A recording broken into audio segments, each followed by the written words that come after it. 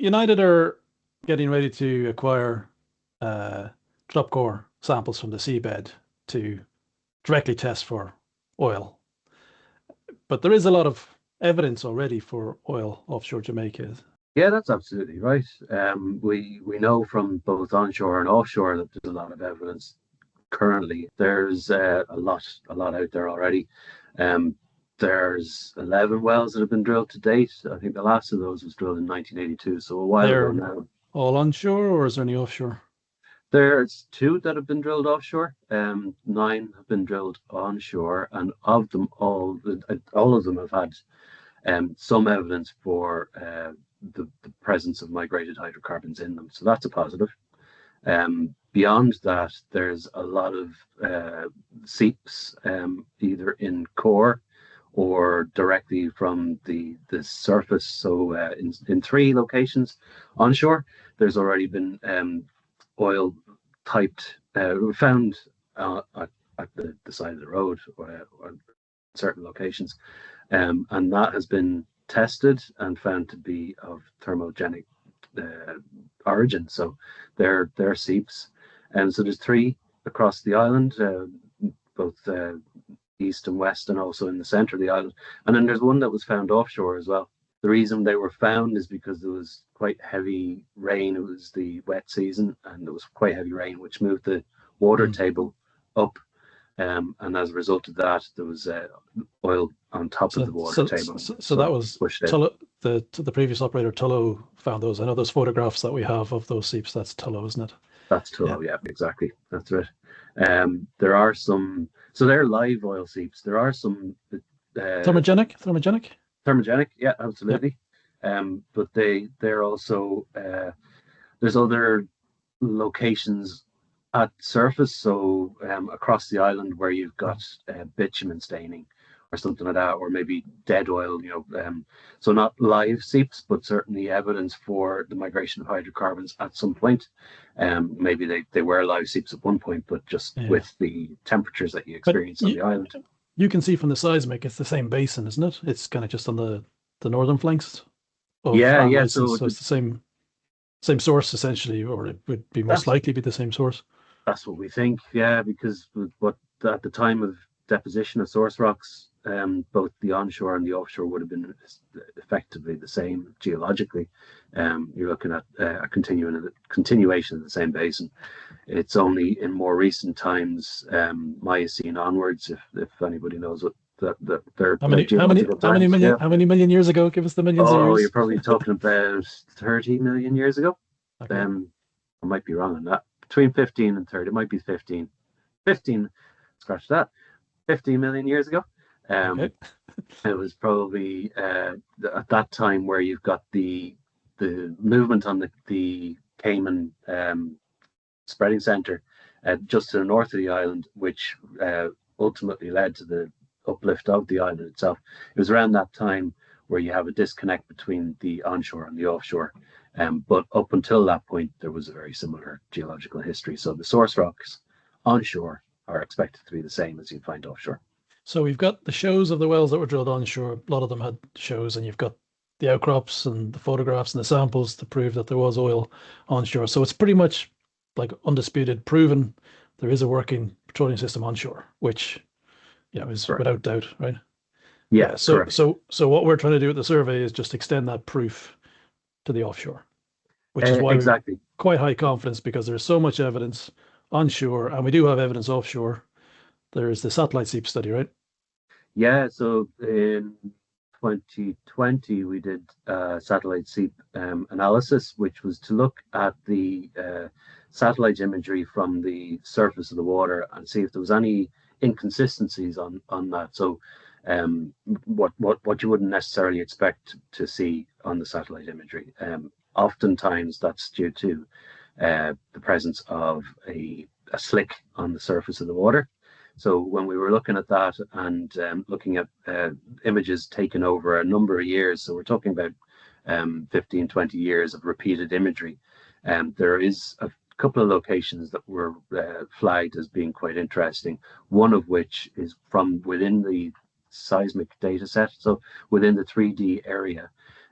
there is an area where there's repeated these slick anomalies or seismic image or satellite image anomalies, where you have repeated anomalies in the And same I'm area. just looking at that map there. So there's a big red blob and there's these green wiggles. So essentially Yeah, you're talking about the green wiggles there, and the red blob is the Calibri prospect, one of our main exactly prospects. right.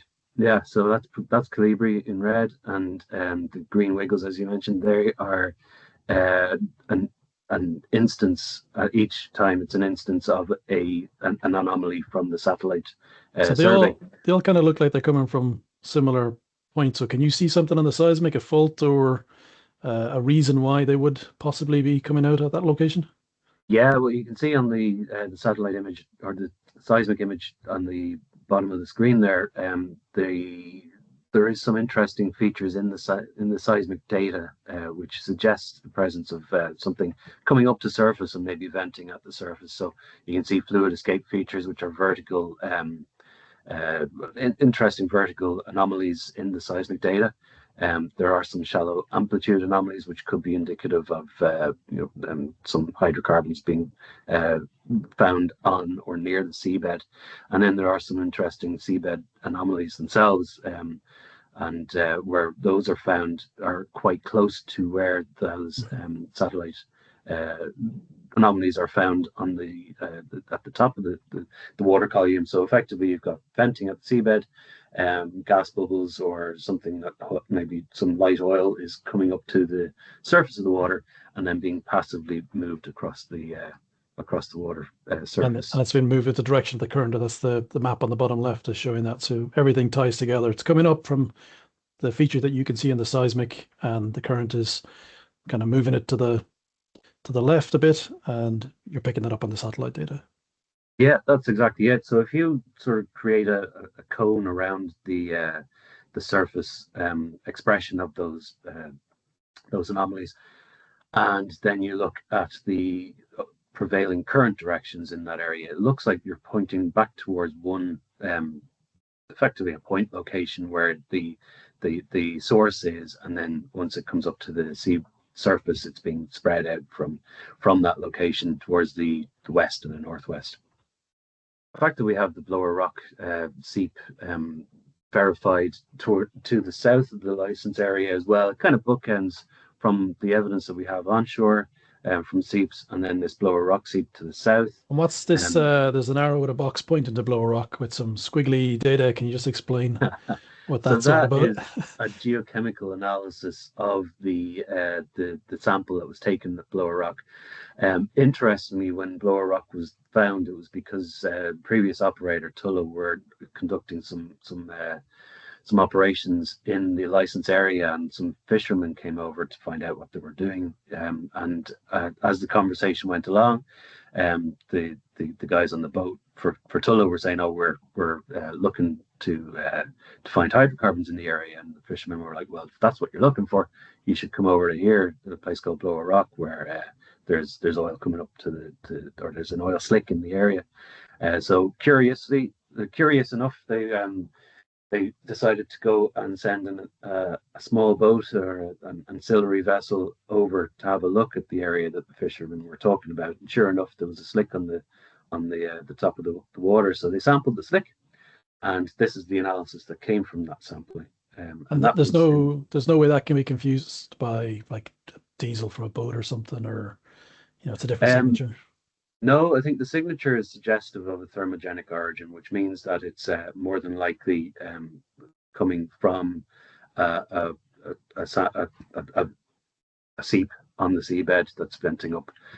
So a diesel would have a different seismic or different geochemical signature to what's seen on that squiggly graph that you mentioned earlier.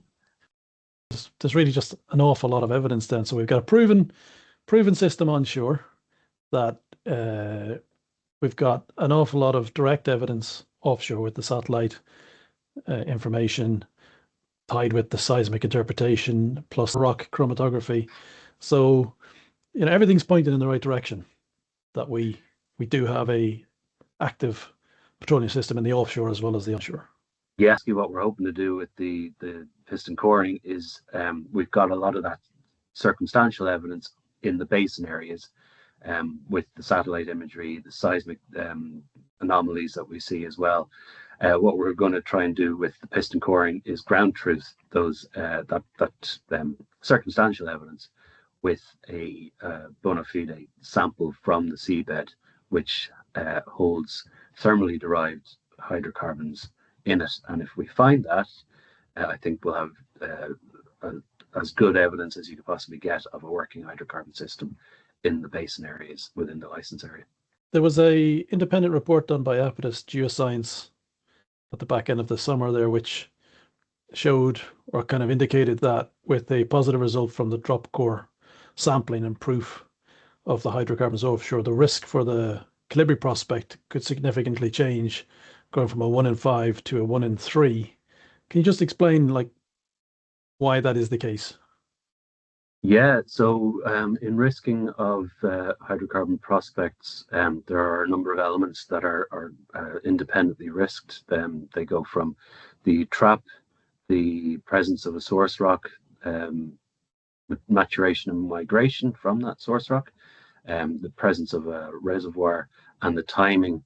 And there are various ways of looking at the various risk elements to come up with an overall risk or chance of success. So yeah, so when we had a independent prospective resource report that was carried out by Gaffney Klein back in 2020, they assigned 19% chance of success to, for instance, the Calibri prospect.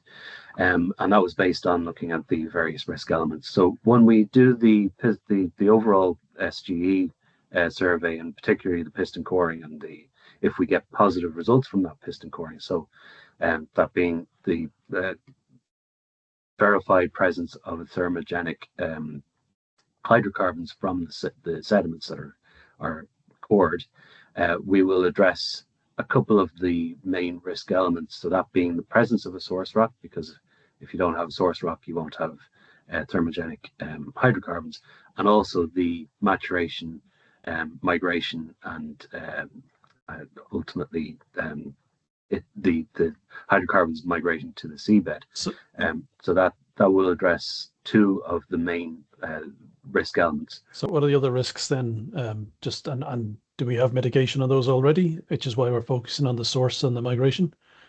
Yeah, so the seismic data tells us that we have a trap. So that's one of the risk elements. There is also evidence from the seismic data for the presence of a velocity anomaly within the seismic data. So that is sort of giving us information about the presence of a likely reservoir being present. And then the one of the other elements is the seal, and there are some indications of that velocity anomaly not extending beyond the seal where we'd expect to find a seal. So that's indicating the presence of a seal too. So each of the risk elements is addressed to some extent, but because we're in a frontier basin area, we can't mitigate the risk entirely. But I think by getting to a 1 in 3 chance of success in the case of having positive results from the piston coring, I think that's a really good place to be for a frontier basin.